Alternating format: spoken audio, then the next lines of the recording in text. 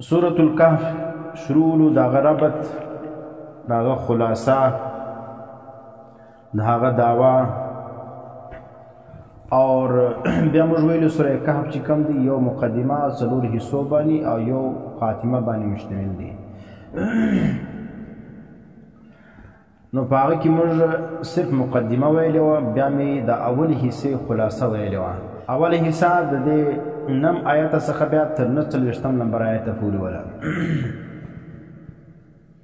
د دې حصې خلاصه پرون موږ ذکر کړې وله. نن موږ د دې حصې تفصیل وایو. ام حسبت ان اصحاب الكهف والرقيم كانوا من آياتنا عجبا. دا د اولې شبهې جواب دی.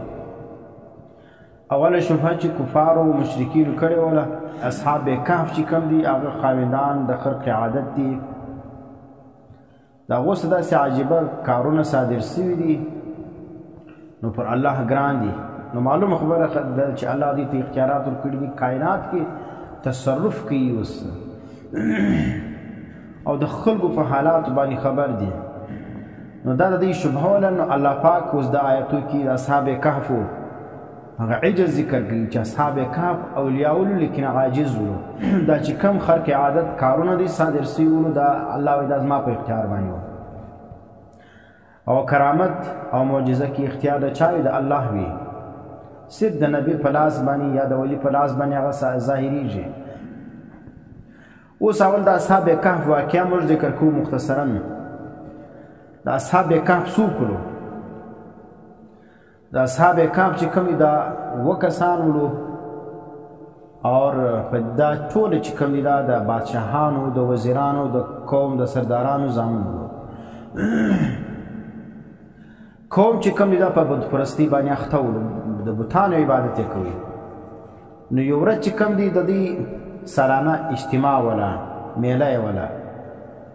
نو هغه سالانه اجتماع له دوی ټول ووتل. هلته د بتانو عبادتونه کول او پر هغو باندې قربانۍ کولې. نظر و نیاز چې کوم دی هغه رواج ول هغه یې پېښوي. او بل چې کوم بادشاه و په دا وخت کې دقیانوس، دا ډېر ظالم او جبار بادشاه و. هغه د قوم په بت پرستۍ باندې په زور مجبوره کوي. چا به د بتانو عبادت نه کوي، بس هغه یې قتل کوي. نو په دا یو کال چې کوم دی هغه د اصحاب کهف ځوانان هم په دې میله کې ورسره ووتل چې مجبور و خواران. هلته چې د قوم حالت ولیدي نو د هغه څخه ډېر نفرت وسو. ولې هر عقلمند سړی په دا پوهېږي چې دا بت عبادت کول دا ډېر بېعقلي ده. د یو صحیح سالم سړی، عقلمند سړی، هغه د هېڅکله د الله ما سوا بل چا ته سر نه کښته کوي. خالي بت نه، ژوندی انسان هم د عبادت لایق نه دی. دنیا کې کائنات کې هېڅوک دا رقم نشته د الله ما سوا چې د هغه سړی چې شوي چې د هغه عبادت وکړي، هغه ته سر کښته کړي. انبیا، اولیاء، فرشتې، جنات دا یو هم لایق د عبادت نه دی چې د دې عبادت وشي. نو اوس دلته د اصحاب کهف چې کوم دی هغه چې دغه حالت ولید قوم دا ډېر بد اوسو. دا سوچ وکړي چې صرف عبادت به د الله کېږي. ولې الله چې کوم دی هغه کامل مکمل ذات دی، او الله چې کوم دی هغه د انسان تخلیق کړی دی. او دغه بوتان چې کوم دي دا خو انسانانو په خپل لاسو باندې جوړ کړل. ډبره د تراش کله بیا دغه کې سترګې ورکړلې، غوږونه ورکړل، پښې ورکړل، لاسونه ورکړل، او بیا حرکت هم نشي کولی. 24 ګنټې هر رقم ناڅي لکه څنګه چې دغه عبادت کوونکي دی جوړ کړی دی. دا ډېر بېعقلي ده. جوړ خدای ته خپله کوي او بیا عبادت ته دغه کوي. خدایه د دې بت مشکل کشا خو ته یې، د دې بت خالق خو ته یې، لیکن د هغه باوجود بیا انسانان اورېږي د هغه بت عبادت کې جوړ کړی هم د دي اور لاس پښې هم دور کړي دي او د هغه حاجتونه غواړي، د هغه د خیر او شر طمع کوي. نو دغه کسان چې کوم دي دا اصحاب کهف چې کوم دي هغه د قوم د دې طریقې څخه ډېر متنفر وو. نو ځکه بیا دوی جلا سول د دې قوم څخه. طریقه یې څنګه اتفاقا دا رقم پیر سولو. اول ور یو ځوان رالی د یو درخت لاندې کښېنستی سوچ فکر کوي پریشان دی کتل یې بل سړی هم رالی هغه هم کښېنستی بیا کتل بل ځوان رالی دا رقم 7 ځوانان دي پرسلو یا 6 وو ځکه یو چې کوم دی هغه بیا په لارې یو شپانه مرسته نو 6 سلو دا کسان هلته کښېنستلو دا سوچ فکر کوي چې پریشان دي یو د بل څه د بیل د وجې پوښتنه هم نشي کولی چې دا موږ ولې دلته راغلي یو بالاخر یو سړی چې کوم دی هغه زړه یې وکړي همت یې وکړي هغه دا پوښتنه وکړله چې تاسو موږ تاسو څه دپاره راغلي زه به خپل حال درته بیان کړم زه د دې دپاره راغلی یم چې د قوم دا حالت په ما باندې ډېر بوج دی او د قوم دغه ظلم او د بادشاه دغه ظلم دا یقینا موږ د برداشت نه دی موږ د برداشت وتلی دي عذاب دی دې معاشره کې د الله ما سي او د بل چا پر عبادت باندې موږ مجبوره کیږو او دغه کسان چې د الله ما سي او د بل چا عبادت کوي دغه ګرد داسې بې عقلان خلک دي او یو بت د جوړ کړی دي هغه عبادت دوی خپله برته کوي بت چې کوم د هغې اختیار نه لري د هغه په خپل پیدایش کې هم د انسان ته محتاج دي او انسان دومره قدر بې عقل دی چې د دغه بتانو عبادت کې د هغه څخه خیر د شر تمه لري زه خو په دا وجه راغلی یم چې دا خلکو دا عمل ماته خوند نه راکوي بیا بل هم دغه تذکره وکړله بیا دریم هم دغه وکړله دا رقم ټول چې دا تذکره سره وکړله نو بیا دوی اتفاق وکړي چې یاره موږ دوی به خپل جلا عبادتخانه جوړو په هغه کې به عبادت کوو دوی د عبادت سره به کار نه لرو نو بیا یې خپله عبادتخانه جوړه کړله او هلته دوی وکړل خپل عبادت یې کوي بیا دا شیطانت وسلو دې کسان د بادشاه له دا حال ورسېدی چې داسې ستا بادشاهي کې دا رقم انسانان دي هغه بیا د یو بل چا عبادت کوي نو بادشاه چې کوم دی هغه دوی ته وویل حاضر سي نو بیا دوی حاضر سلو او هلته یې هغه پوښتنه ځینې وکړه چې د چا عبادت کوي نو دوی واضح ورته وویل چې موږ د خپل رب عبادت کوو چا چې موږ پیدا کړي یو بیا بادشاه ډېر په ښه شو سلو نو دوی ته یې وویل چونکې تاسو ځوانان یاست نو زه تاسو ته ټیل درکوم داسې سمدستي مې نه قتل کوم تاسو سوچ فکر وکړئ نو بیا د هغه وروسته به بیا ستاسو فیصله کېږي نو څو ورځې چې ټیم ورکړي د هغه مخکې د دوی څخه هغه شاهانه لباس عزتمند لباس دا یې ځینې وکړي د ملکانو د سردارانو چې کوم یا د وزیرانو زامن یا د بادشاهانو زامن چې کوم لباس اغوستی هغه لباس یې ځینې وکړي نو بیا د هغه وروسته څو ورځې ټیم ورکړي نو دوی د دا ټیم څخه فایده واخیستله مشوره یې وکړله چې د ځي دا کلي څه به هجرت وکړو نو بیا کړلي دي غره لره په هغه غره کې بیا یو غاره ده پراخه غاره په هغه غاره باندې ننوتلي دي الله پاک هلته پر دوی باندې خوب مسلط کړی دی 300 کاله یا 309 کاله شمسي او قمري کې دا فرق شته دوی ودولو د هغه وروسته بیا الله پاک برته راپورته کړي دي د هغه وروسته بیا الله پاک دوی ته مرګ ورکړی دی نو دا 7 کسان وو په دا 7 کسانو کې یو د هغو سره یو سپی هم موجود ولو نو هغه سپی چې کوم دی هغه هم ورسره کړلی دي نو بیا الله پاک هغه سپي ته هم دا کرامت ورکړی دی چې ګوره د ښو خلکو ملګرتیا باندې الله پاک د سپي تذکره چې کوم دی هغه هم قرآن کې کړې ده چې د ښو خلکو سپی چې کوم دی هغه هم مکرم او عزتمند وي دغه واقعیت چې کوم ده دا چې څه وخت بادشاه په هغه وخت کې صاحب اقتدار و هغه د قیانوس ولو او بیا چې اصحاب کهف چې کوم دي 300 کاله بعد راپورته سوي دي نو بیا چې کوم دي په هغه وخت کې بیا بادشاه چې کوم دی هغه بېدوسي سولو دا واقعه 250 عیسوي کې پیښه سوې ده په 550 عیسوي کې چې کوم دي دا اصحاب کهف برته د خوبه راپورته سوي دي اور 570 هجری عیسوي کې نبی علیہ السلام هغه دنیا له تشریف راوړی دی پیدا شوی نو نبی علیہ السلام د پیدایش څخه 20 کاله مخکې دا واقعه پیښه شوې اوس دا ذکر کوي ام حسبت ان اصحاب الكهف والرقيم ام حسبت ته ګمان کوي چې ان اصحاب الكهف چې کینن خاوندان د غار والا والرقيم والا کانو دی ولو من آیاتنا زموږ د آیاتو څخه عجبا ډېر تعجبناکه معنا دا د اولې شیبې جواب سلو چې اصحاب کهف چې کوم دي صرف د الله په عجایباتو کې نه دي، د الله عجایبات ډېر لوی دي، اسمانونه دي، ځکه دا د انسان تخلیق دي، دا رقم نور شیان دي. اوس خو یو خبر دا موږ ویلو چې اصحاب کهف او اصحاب رقیم دا یو دي که جلا دي.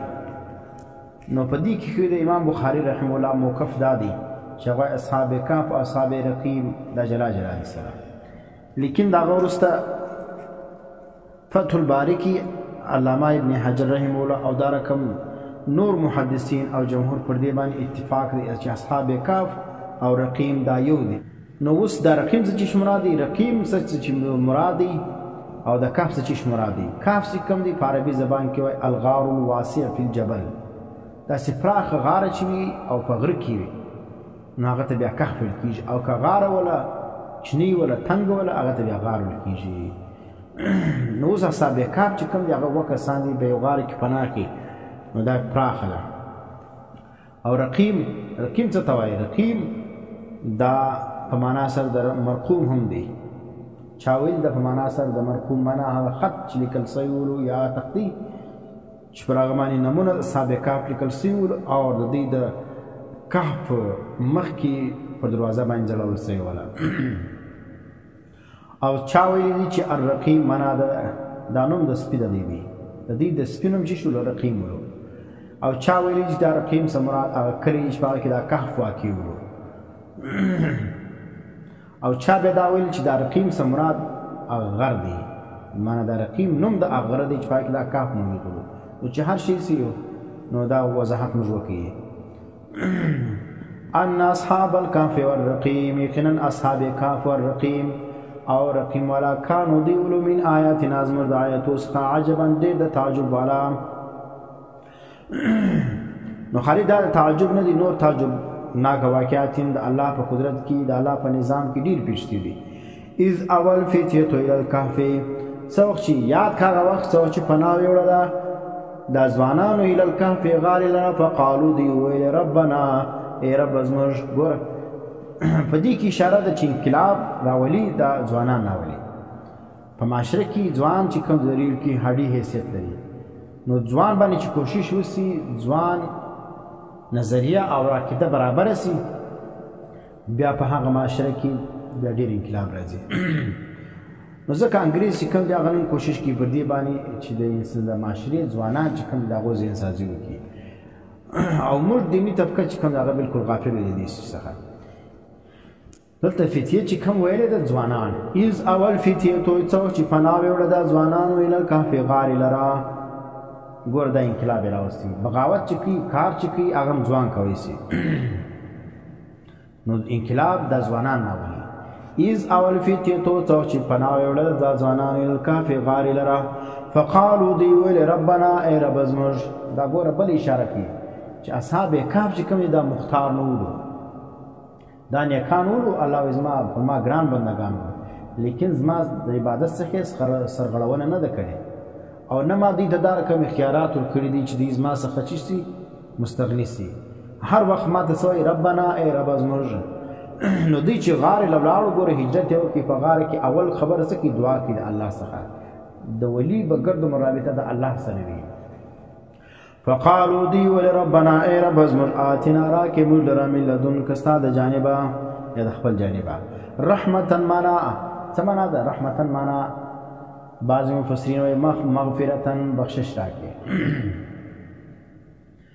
یا الله زموږ چې کومې ګناوې کړي دي موږ ډېر ګناهګار یو. ګوره په دې کې اشاره ده چې نیک بنده ولي به ټول عمر پر خپلو ګناهو باندې نظر وي. نو رحمتا معنا مغفرتا زموږ د ګناهو بخشش راکړي. او دویم معنا ده ورزقا یا رزق مراد دې څخه مراد. نو راکې موږ لره من لدنک د خپل جانبه رحمتا رزق راکې. یا الله موږ قرآن دغه آبادی څخه قانون ولو، خرچې ولې، مور پلار ولو، وینې هر څه اسباب موجود ولو. لیکن اوس د هغه ټولو اسبابو څخه موږ اعراض کړی دي، موږ راغلي یو، هغه مګر د پرېښي دي. هغه کپړې د عزت هم راسیستل سوي دي، اوس په وچ لاسو باندې راغلي یو دا غره لره او په دې غار کې پراته یو. یا الله ته زموږ د رزق انتظام وکړي. او بل څه مرادي دریم شی دا دی چې رحمت څخه مراد چې دي د دشمن څخه پر امنتیا ده. یا الله د دشمن څخه مو پر امن کړي. دشمن چې کوم دی هغه موږ قتل کوي، نو یا الله د دشمن څخه موږ حفاظت وکړي. فقالوا دی ولی ربنا ای رب زموږ آتنا راکې موږ لره من لدنک د خپل جانبه رحمتا معنا بخشش د ګناهو، رحمتا معنا رزق راکې موږ لره په دې وچ میدان کې په دې سپېره غره کې. دریم معنا د رحمتا معنا راکې موږ لره امن د دشمنانو څخه مې محفوظ کړي. دا ټول معناوې په رحمتن کې مفسرین کړي. او بل دا دی وهیئ لنا من امرنا، اور وګرځئ د کار زموږ څخه، وهیئ لنا وګرځئ موږ لره من امرنا د کار زموږ څخه رشدن کامیابي، معنا وګرځئ په کار زموږ کې کامیابي. یا الله معنا موږ په دې خپل مقصد کې کامیاب کړي. یو معنا دا ده. یا دویمه معنا ده وګرځئ زموږ دپاره په کار زموږ کې رشدن رهنمایي، رشد رهنمایي ته وایي. معنا موږ په دې کار کې الله ته موږ ته رهنمایي وکړي، زموږ لارښودی تاسې ته موږ ته اوس د مستقبل لار ته راورشي. موږ ته دا ځای راورسېدو، اوس موږ ته نور نه معلومېږي چې موږ څه وکړو. نو دوی چې دا غارې له رالو، دا دعا یې وکړله، الله پاک اوس د دې انتظام وکړي. فضربنا على آذانهم في الكهف سنين عددا. ګوره دې کې مې چې اشاره چې اصحاب کهف چې کوم دي هغه اختیار نه لري. اصحاب کهف چې کوم دي هغه عاجز دي، الله ته محتاج دي. الله فضربنا على آذانهم، اصل کې ضرب وایي وهلو ته. نو دا دلته هغه سخت وهل نه دي مراد، سوکه سوکه وهل. کښنی چې سړی بیدوي بیا پر دا غوږو باندې سوکه سوکه لاس دی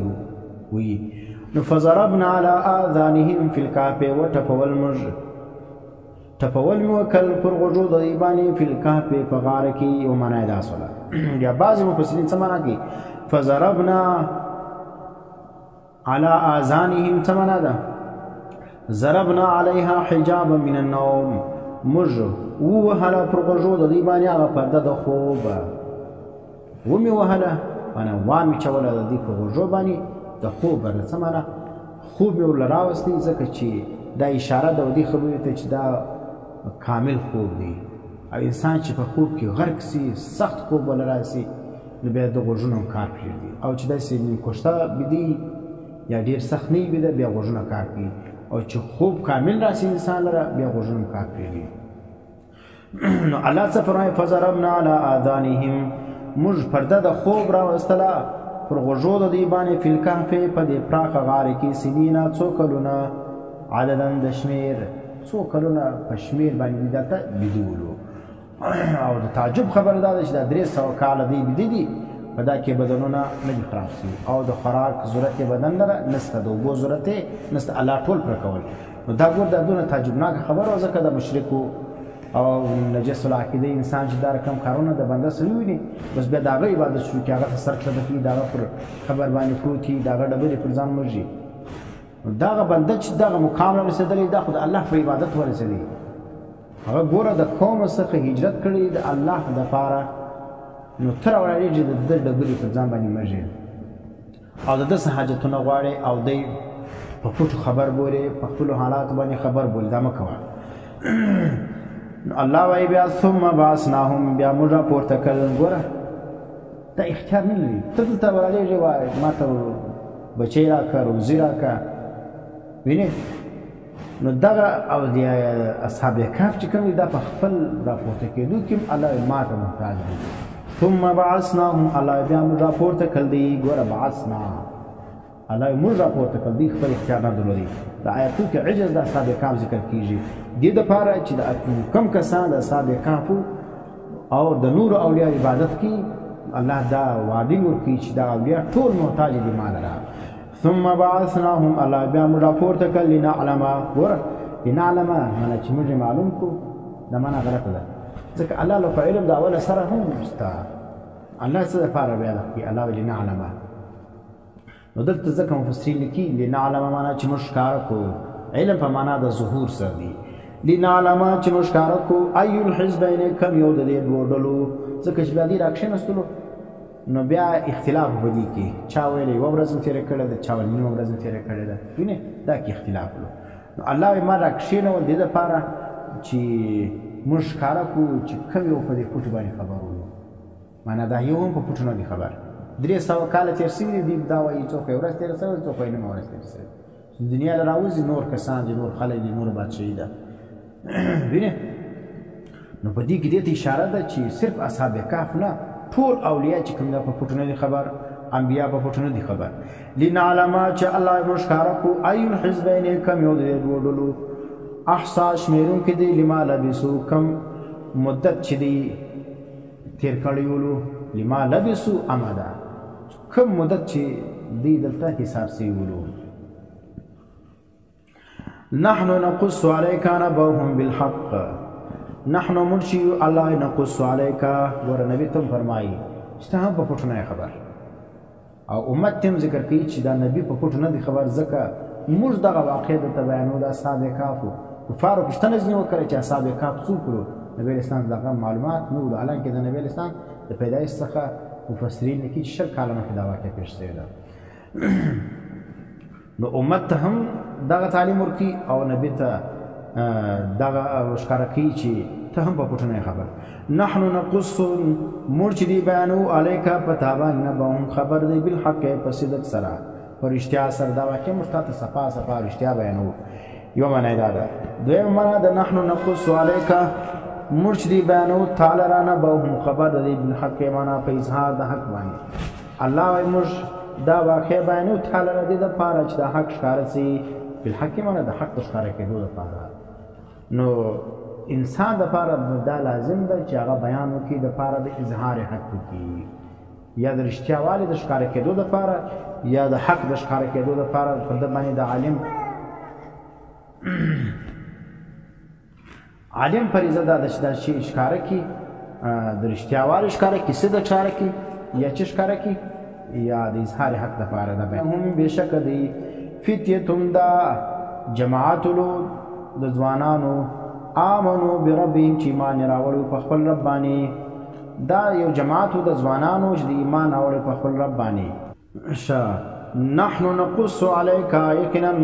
نحن موږ نقص بیانو علیک پر تا باندې نبأهم خبر د دی بالحق په رښتیا سره یا د پاره د اظهار حق دا موږ بیان کوو چې تاسو حق ښکاره سي انهم یقینا دی چې فتیتون دا ځوانان ولو آمنو بربهم ایمان راوړی په خپل رب باندې وزدناهم هدا او بیا موږ زیات کړو دي لره هدایت ویني الله وايي هدایت د ځوانان یو جماعت ورو چې په خپل رب باندې ایمان راوړی ولو دلته قرطبي لیکي چې دا اولاد عظماء تلک المدینه دا دغه کلی د غټو غټانو زامن ولو معنی د ملکانو د سردارانو د وزیرانو زامن ولو چې دوی ایمان راوړی په خپل رب باندې وزدناهم هدا او بیا دونه قرباني ورکړې ده چې دا شاهانه زندگی هم پرېښې ده او هجرت هم کړی دی او د قتل د امکان هم برداشت کړي په دې کې دې اشاره ده چې حق پرست انسان ته به دشمنان زیات وي څوک به د قتل دمکي ورکوي څوک به د کلي پسې اخي او څوک چې کوم دی هغه به دوی چې کوم دی د حق پرسته عام طور دا وي چې هغه په لاس کې شی نه وي که یې هم چې د حق پرستي دعوا یې وکړه نو بیا د څخه دغه مال و دولت چې کوم هغه ځي حق پرستی او مال و دولت دا نشي ترجمه کېدلی تاسو وګورئ د انبیاء کرامو د اولیاءو تاریخ چې چا د حق پرستی دعوه کړې ده حق یې بیان کړی دی چې مور دی پیسې دې ختمې سوي دي او دا رقم چې افراد لري افراد یې تللي دي او په 1200 باندې ځکه عام طور چې کوم الله پاک د خپل دین په کمزورو خلکو باندې په مسکینانو په غریبانو باندې دا دین قایم کړی دی نو مالداري پیسې چې کوم دی په دې باندې دین نه قایمیږي چې خامخا به ستاسو سره پیسې وي ستاسو سره به مال و دولت وي ستاسو سره به افراد وي بیا به دا کار کېږي نه چې کړی هم الله پاک د چا سره دین کار اخلي هغه به دا دین کار کوي نو اوس ګوره دغه اصحاب کهف چې کوم دي دا پیسې او مال و دولت بادشاهي هر څه ورسره وله لیکن په اول کې د دین کار بیا کېږي نه چې پیسې او مال و دولت وي بیا د دین کار ډېر سم نه کېږي د عام عادت د الله دی او چې بیا څه وخت دغه شان نه وي بیا د دین کار ډېر ښه کېږي ځکه بیا به ته دمکي هم برداشت پیسې هم نسته افراد هم نسته اور وسعت د رزق هم نشته درسره او خلک دې وژني هم او خلک چې کوم دي هغه پیسې هم نه درکوي خلک ستا بې عزته کېږي هم نو الله په دا رقم حالات کې ستا عزت هم بړاوي او ستا تعلق د خپل ځان سره قایمي او دغه انسان چې کوم دی چې دا مسکین وي غریب وي پیسې نه لري افراد نه لري د دین کار کوي بس دا ویلي دي دا په پوهېږ او ځکه بس الله پاک چې کوم دی هغه دغه انسان بیا ملګرتیا کوي اوس هم بیا وګوره خپل قریبانو چې کوم دی هغه انصاف نه دور کړی نبی علیه السلام وګوره یتیم ولو دغه وروسته چې د نبوت دعوه کړې ده نو بیا یې خپلوانو هم داسې د برات اعلان کړی دی خپل اکا ډبرې پسې غورځولي دي وینې دا چې دی الله وایي انهم فتیة آمنوا بربهم یقینا دا جماعت د ځوانانو چې ایمان یې راوړی په خپل رب باندې وزدناهم هدا الله موږ زیات کړی دی لره هدن معنا یقین د دې یقین الله موږ نور زیات کړی وو چې څومره تکلیفونه پر انسان باندې راځي هغونه به د انسان یقین او ایمان چې کوم هغه مضبوطیږي په تکلیفو باندې د انسان ایمان ختمیږي نه اوس ګوره دغه شیخ صاحب چې کوم شیخ رحیم الله صاحب دا سیفیانو بریلویان ته ډېر مقبول وو جلسو یې غوښتي او هلته به یې تقریرونه کولو دا چې کوم دي مناظرې احناف دي مناظرې اسلام دي فلانۍ ده ځکه په هغه وخت کې د کار د چا خلاف کوي د غیر مقلدین خلاف یې کوي او د هغو دښمن وو لیکن چې څوک بیا د کار شروع کړي د بریلویان خلاف نن بریلویان د هغه ټول دښمنان دي صحیح شولو نو د په دغه کې چې کوم دی هغه کمی راغلی لیکن نور عزت چې کوم دی الله په نیز د زیات شولو پوهېږې حق خبر به سړی د چا د بیرې د وجې د چا د کثرت د وجې د چا د دمکۍ د وجې پرېږدي نه او نه موږ د چا د دمکۍ د وجې د چا د کثرت د وجې د چا د پیسو د وجې موږ د حق نه پرېږدو موږ دا وایو چې اولیاء کرام انبیاء کرام دا په پټو نه دي خبر دا متصرفین نه دي په کائناتو کې او چې کوم ملایان دلته نظریه د بریلویت لري او په سپینه جامه کې د بریلویت خوري دغو رسوایي به موږ کوو په دې کې چې موږ ته هر تکلیفونه راځي د دې دین څخه د بچاو دپاره موږ هر کار کوو چې دا دین بچاو سي وربطنا علی قلوبهم الله موږ کلکوالی راوسي په زړو دوی باندې اذ قامو څوک چې ودرېدل فقالو دی ول ربنا رب موږ چې رب السماوات والارض تو ګوره ټول عبادت د بوتانو کوي او دا سابقات ځوانان دي الله د دې زړونه نو کلک کړ چې زړه دې کلک سي بیا د ټمو د ټینکو د مشین سم انسان بیریږي چې په لکاو انسان مخالفت کوي زړه یې بیریږي الله د زړه نو کلک کوي چې زړه کلک سره اوس بادشاه له ورلو دغه زپلرانو زامن د پلرونه دي او دغه سره اسلحه ده دغه سره د قتل اسباب موجود دي لیکن الته چې ورلو خبره نه پټي اذ قاموا څو چې دی ودرېدل بادشاه ورته ویل چې ولې دا کومه لارم په مخه پسې ده نو دوی صفا بیان وکړي اذ قاموا څو چې دی ودرېدل فقالو دی ویلې ربنا رب مرشد رب السماوات والارض رب د اسمانو د مځکې دی لن ندعو هرگز به موږ نه راوبولو من دونه ما سوى الله څخه الها نور مددګاران د الله سما سوى بل مددګار موږ نه لرو که ژوندی دي که مړ دي دا مددګار نه دي بس د الله ما سوى نه ژوندی د چا مدد کوی سي ما فوق الاسباب اور نه مړ دی د انسان مدد کوی سي ما فوق الاسباب ژوندی چې کوم دی هغه خو ما تحت الاسباب د انسان مدد کوي پیسې اوستری تیز نو غواړي چې خوښ و در به کې کنه یې درکې یعنی یو شی په لاس کې ستا تا ته بیا درکوی سي او ته ورځې هلته به حاضرېږي یا به ستا خبر هغه ته ورسېږي او که چیرې هغه لیرې وي ستا دا مابین کې یو سبب نه موجوده ته زر وار نارې ووه ستونی وچ کړه تا له څوک مدد نسي کولی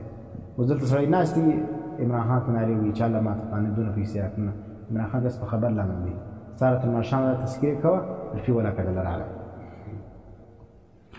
نو ځکه اوس څه فرمایي لن ندعو من دونه هرگز موږ نه راننګو من دونه ما سوى د الله الها نور مددګاران لقد قلنا او کشیر موږ دا رقم خبرو په د الله ما سوى د بل چا څخه مدد وغواړو لقد قلنا په تحقیق سره موږ به وکړو اذن په دا وخت کې شططا تر حد تېره خبره وینې شطط وایي افراط فی الظلم ته موږ به ډېر سخت ظلم وکړو که موږ راولاړ د الله ما سوا د نور ته مددګاران ووایو نو موږ به ډېر سخت ظلم وکړو. هؤلاء قوم اتخذوا من دونه آلهة، او حال دا دی چې دغه قوم زموږ چې کوم دي نیولي دي ما سوا د الله آلهة نور مددګاران. دا زموږ قوم چې کوم دي هغه دغه رقم ناجایزه کړې ده، ظلم یې کړی چې د الله ما سوا نور مددګاران یې چې کوم دي هغه یې نیولي دي. هر چا ته اوازونه وکړي د الله ما سوا هغه راننګي. لولا یاتون علیهم بسلطان بین، ولې دي راتګ نشي کوي د هغو پر عبادت باندې بسلطان دلیل بین واضح، د هغو پر عبادت باندې د هغو پر بللو باندې د هغو پر راننګولو باندې ولې دغه ورسره څه دلیل نشته. وینئ لکه نن سبا چې خلک یا علی مدد، یا رسول الله مدد، یا شیخ عبدالقادر جیلانی شیئا لله. اوس دا رقم خبرې چې کوم دي لولا یاتون علیهم بسلطان بین، دا ټولې خبرې سړی اواز کوي چې یا شیخ عبدالقادر جیلانی زما مدد وکړه، یا رسول الله انظر حالنا واسمع قالنا، زموږ حالت وګوره. نبی اسلام وفات شوی دی، د دنیا په حالاتو باندې نه دی خبر. وینئ د امت په حالاتو باندې دا رقم نه دی خبر چې اوس د هر سړي حال نبی اسلام ته معلومیږي، دی به اوس څه کوي، اوس په کم حال کوي، دا خو صرف الله ته معلومیږي. او دا رقم نور اولیاء کرام چې کوم دی هغه د انسانانو په حالاتو باندې نه دی خبر، نه د انسانانو مدد کوي اسما فوق الاسباب. نو اوس چې دغه نارې دی وي لولا یاتون علیهم بسلطان بین، ولې راتګ نشي کوی د دې پر عبادت باندې بسلطان بین، دغه شته نارې وایي چې یا رسول الله مدد، یا علی مدد. ویني یہ علی مشکل کشا، دا ناری چې کوم دا عبادت د حضرت علی رضی الله تعالی خود دی، او دا عبادت د نبی علیہ السلام دی، دا عبادت د شیخ عبدالقادر جیلانی دی. نقلی دا پاتو نارا دا تکه وشي یا شیخ عبدالقادر جیلانی زما مدد وکړه، دا عبادت هغه تکه. او شته دا یا رسول الله مدد مشکل در باندې رالی، او دا आवाज کوي چې دا الله رسول زما مدد وکړه، عقیده دي دا چې اوس ما مدد وکیږي، نبی اسلام یې کوي، نو ته مشرک یې، ستا په عقیده کې دا شرک دی. دا شی چې کوم دی دا عبادت د نبی علیہ السلام دی، دا ته شرک پیل کیږي. او دا رقم شیخ عبدالقادر جیلانی مبارک دا عقیده وي چې په اوس ما مدد کوي، بس دا عبادت د هغه د اواز ته کوي، دا عبادت د هغه کوي. فمن اظلم ممن افترى على الله كذبا، پس څوک دی لوی زیات ظالم ممن تر هغه چا افترا چې وتړي علی الله پر الله باندې کذبا دروغ دا دی په نسبت د شرک باندې چې دی راولاړ سي شرک وکړي او بیا وایي دا چې دا جایز کار دی، نو دا دروغ دی پر الله باندې تړل.